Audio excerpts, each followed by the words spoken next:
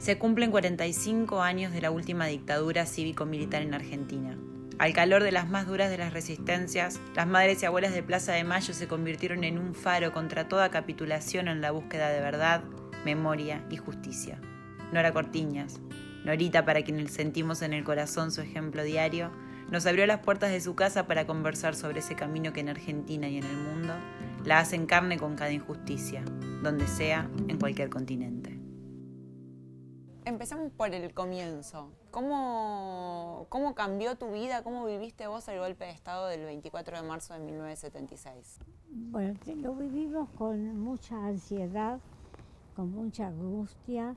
Primero porque para esa fecha, desde el año 75, estaba preso el cuñado de Gustavo y los dos militaban juntos.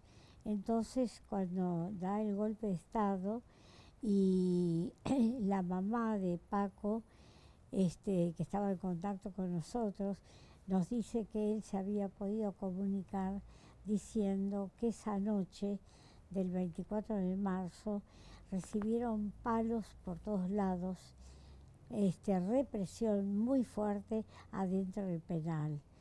Entonces vislumbramos unos días terribles que iban a venir y que no sabíamos qué esperar, ¿no es cierto?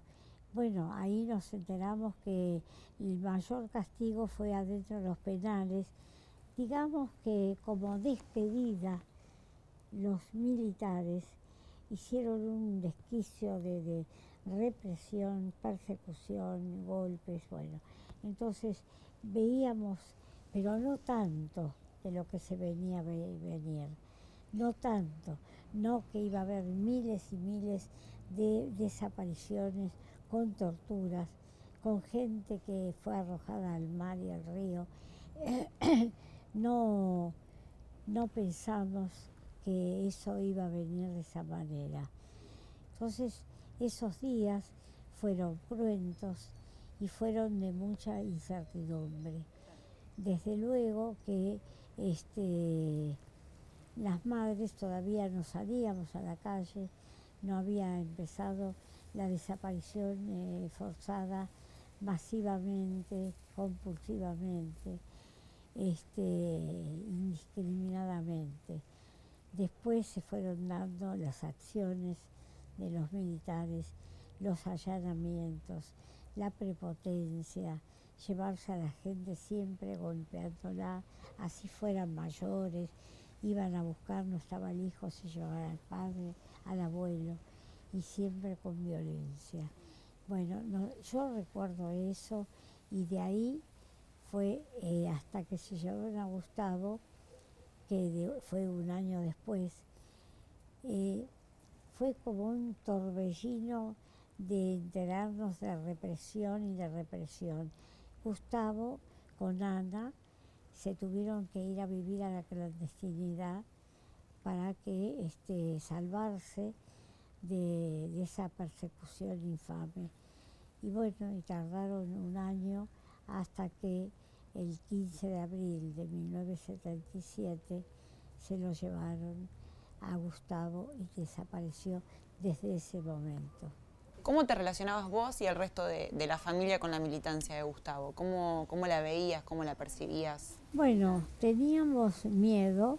Él iba a la Villa 31, había decidido apoyar los movimientos sociales, pero resulta que ya había desaparecido.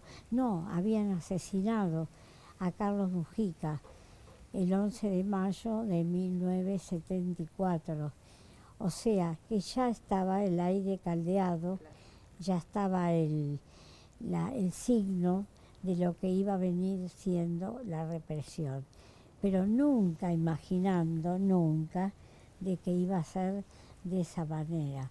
Entonces, lo que yo digo es que ni ellos sabían, los militantes, que se iba a desplegar un operativo de represión. Primero fue en el 75 el operativo Independencia, en Tucumán. Y ahí vimos la ferocidad, hasta el día de hoy, que se está destapando la olla, la ferocidad de los militares para eliminar toda esa juventud que luchaba para cambiar el mundo. ¿En qué momento, desde que vos empezaste a salir a buscarlo, te diste cuenta de que tu lucha individual, ¿no?, de encontrar a tu hijo, se empezaba a transformar en una lucha colectiva, ¿no?, que había otras mujeres como vos?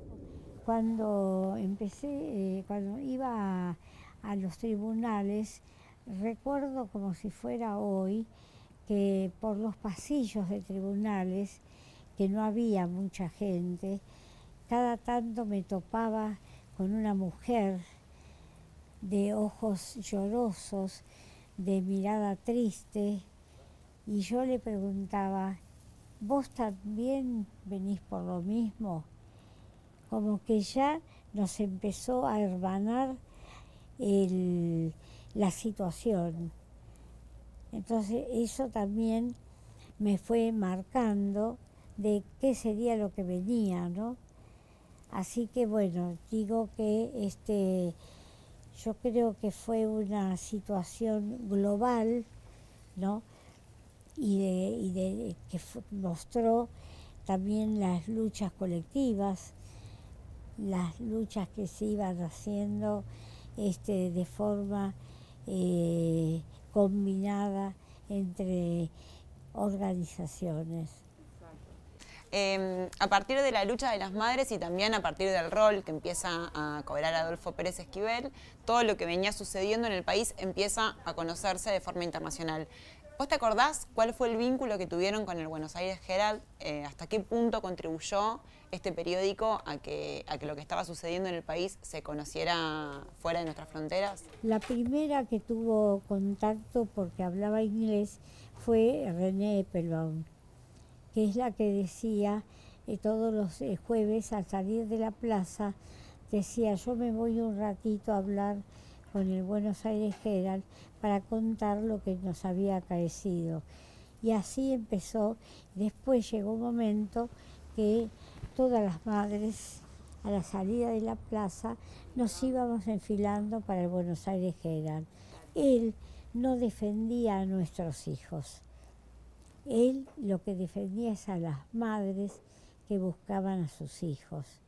Él no se involucró nunca en la lucha popular ni en la lucha que hacían nuestras hijas y hijos.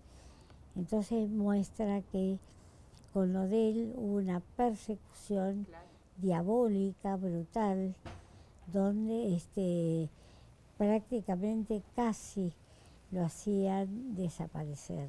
Vos siempre contaste, escuchaba en varios reportajes, que narrás como un poco tu transformación, ¿no? De ama de casa a la luchadora que sos hoy. ¿Cómo viviste esa transformación, ese cambio? Cuando a veces nos preguntan a varias madres, ¿cuándo hicimos tal transformación, digamos, de la lucha, ¿no? Ninguna sabe en qué momento, porque todo fue como espontáneo. Salimos a la calle y de acuerdo a lo que pasaba, así fuimos haciéndolo. Por eso yo digo que nuestra lucha, además de ser colectiva, es visceral, porque te sale de adentro. Desde tu casa estás pensando, pasó tal circunstancia, ¿no? Y, por ejemplo, antes, ahora está más calmo todo, ¿no? Nos hablábamos por teléfono y ya teníamos un plan para ese día, distinto al que habíamos tenido el día anterior. Y entonces eso no nos dimos cuenta, porque además las madres nos fuimos anotando el día a día. Hoy hicimos tal cosa, desgraciadamente igual, porque ahora para rehacer la historia hay cosas que se perdieron. Como nosotros pensábamos que todo lo hacíamos clandestino, no queríamos anotar, ninguna quería llevar una libretita, hoy fuimos a tal lugar. A lo mejor a donde íbamos no iba a traer ninguna consecuencia, pero para la intimidación daba resultado. las madres fuimos el único movimiento de derechos humanos que toda la lucha la hicimos en la calle. Nosotros no la hicimos en una oficina cerradita, todo lo hicimos en la calle, en la calle, en la calle. Entonces, el registro es distinto. Cuando las madres empiezan a caminar, empiezan a marchar juntas, ¿cuál fue el rol de los varones en esta resistencia? Como nosotras queríamos proteger a los padres, pensando de que a ellos se los podían llevar más fácil que a nosotras, y resulta que a las que llevaron fueron a nosotras. Pero los padres tenían una actividad más medida, salvo que te digo que hubo padres que estaban en organismos donde eran abogados, donde hacían gestiones, en algunos casos, y también los que primero se suicidaron ante el dolor fueron los padres varones. Entonces, todo había otra forma de tramitar. Sí, el dolor, la pérdida del hijo, de la hija, lo que hizo fue que tomaran una determinación trágica, ya como no encontrando salida. También madres, ¿no? También se suicidaron algunas madres. Con esto que contabas recién, ¿no? de la cantidad de padres que sufrieron suicidios, que también fueron víctimas de un sistema patriarcal que no les permitía expresar su dolor, expresar lo que les pasaba. Pensaba en el símbolo del pañuelo, ¿no? Que se convirtió en un símbolo de lucha tal que hoy se transformó y de color verde es el ícono de la lucha feminista. ¿Cómo viviste vos ese proceso? Yo lo viví con una serie de, digamos, de circunstancias también especiales, porque yo cuando me doy cuenta que viví una vida, una parte de mi vida muy importante, creyéndome que yo tenía deberes y no tenía derechos. Entonces, acataba, ¿viste?, lo que el sistema me imponía. No es la familia, es el sistema. Vas creciendo en un sistema que es patriarcal y uno no se da cuenta, acata uno. Bueno, es así, ¿viste? Hasta que te das cuenta que, aunque te trae inconvenientes, pero lo vas acatando de una manera que decís, esto tiene que ser así. Así que bueno, esa es la historia es así, que es nueva y que no sabes cuándo empezó, qué sé yo, no sé cuándo salí de mi casa.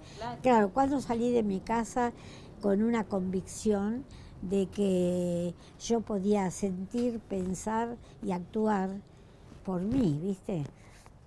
Porque ese es el feminismo. Norita, ¿cómo ves el escenario regional y nacional en la conmemoración del 45 aniversario del golpe de Estado? Bueno, el partidismo político nos separa mucho de las cosas que hay que denunciar. Entonces vos decís, en 45 años, después de terminar la cruel dictadura cívico-militar y religiosa, resulta que nos encontramos, como hay que seguir las consignas, son las mismas, pero ahora agregadas. Antes no existía decir no a la megaminería, destruían el país y no nos dábamos cuenta. Claro. Ahora uno tiene que decir, ¿sabes por qué se incendian los campos? No es porque se prendió un fosforito para hacer un asado, no. Es que los fuegos, que el gobierno no tiene apuro por apagarlos, el color del fuego y el color del humo determinan qué minerales hay abajo donde se está incendiando. Y descubren que además que hay el litio y otros minerales, hay minerales nucleares.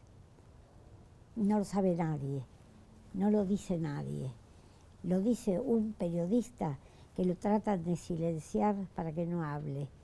Entonces es eso, ¿viste? Entonces la gente no sabe que no hay agua, pero que el Estado es responsable. Claro. No es la cañería que anda mal, no. Para la megaminería se estropean millones de litros de agua. Sin embargo, no hay gobierno que pare eso, porque juntan dinero con la mega minería para pagar la deuda externa que no debemos.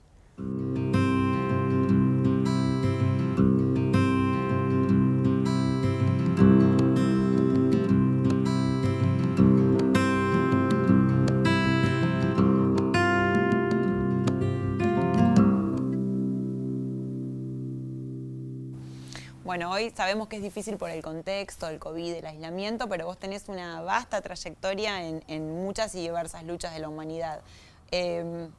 ¿Vos crees que es importante la solidaridad internacional? Y sí, es fundamental.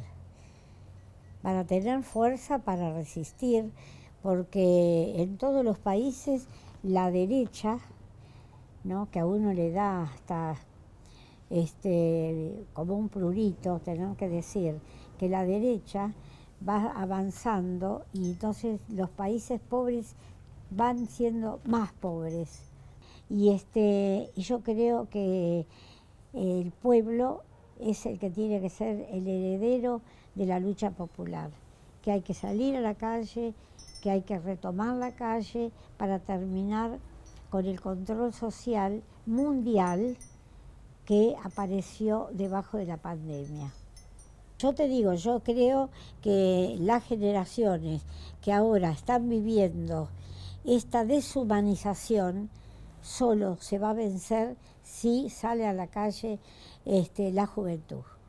Yo creo en la juventud, creo en la fuerza y creo en la claridad que tienen para vislumbrar cómo se va deformando el mundo, cómo se deforma el planeta, cómo vamos perdiendo si no estamos en la calle atentos para defender el planeta, la Pachamama y cada gota de sangre que tiene cada ser humano.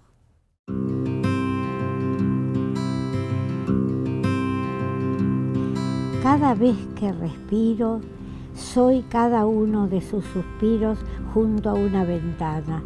Cada viaje en autobús a la sala de espera de una cárcel, cada brazo lo suficientemente largo para ser interrumpido por un soldado. Cada mano temblorosa que busca entre las ruinas. Están conmigo, me llevan. Son 3 generaciones de mujeres que lo lograron. Cada vez que inspiro, cada vez que exhalo, lo lograron, lo logramos.